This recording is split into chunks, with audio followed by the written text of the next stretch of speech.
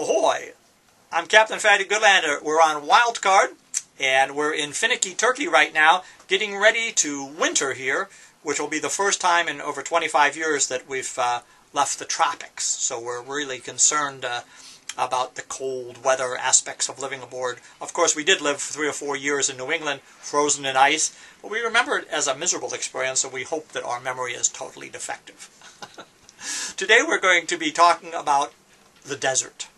And you know, I've never been intrigued with the desert. I'm a sailor. Why would I ever think about the desert? Of course, in the Red Sea, you're going right through the middle of one of the largest deserts in the world. And there's these wonderful things, these little tiny pots of water in the desert called marsas. And am I pronouncing that right, Carolyn? Marsa? Yes, Marsa. And these marsas are unbelievable. They're like a halfway house in between the Red Sea, the ocean, and the desert. And they're incredibly dramatic. They're incredibly stark.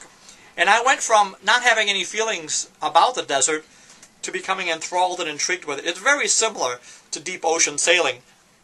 It's a harsh environment, but a wonderful one. If you learn its simple rules, you can stay in it. You can even be nurtured by it, just like offshore. But if you ignore the rules, it'll kill you. And we were quite intrigued. In particular, one place, there was nothing to see. No sign of life, barely any vegetation, just sand. And we sat there for days and days while I wrote my stories for Cruising World magazine. And then I looked up, and way in the distance was a white-robed figure. And he was stirring up dust as he came, and he had a big staff. As he got closer and closer, I realized he was a very tall, noble, majestic-looking man, all dressed in white, with a big beard, black man. And he had a big staff with him, and he had a look on his face of wonderment and awe, as if he was looking at a spacecraft with our boat anchored there, like he couldn't believe what he was seeing. And he kept coming closer and closer and closer until he came right up to the water's edge, and he dropped the staff, and he raised his arms up, and he walked until he was chest high in the water like this. And I mean, it just stunned me. I was like, is he going to say anything? Is he going to swim out? What's the story? And I was fairly close to him. You know, we weren't anchored that far away, and I could have shouted, but I didn't want to destroy the moment. I didn't want to ruin the ambiance. I wanted to just see what was happening. And he stood there with this look as if he was looking at a spacecraft or little green men from Mars. And I looked at him, and I looked at him, and I kept staring at him and staring at him. And then I looked away for a few minutes for something. I got distracted. When I looked back up, he was gone. And I looked with my binoculars and tried to find him.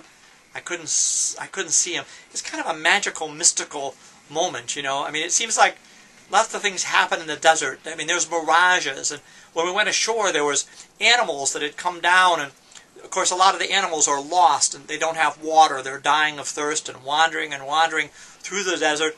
And then all of a sudden they see water, and they come down in this particular marsa.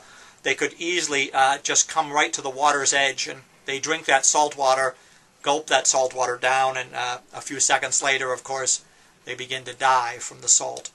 And you can't drink salt water. Even animals, for sure, can't drink it.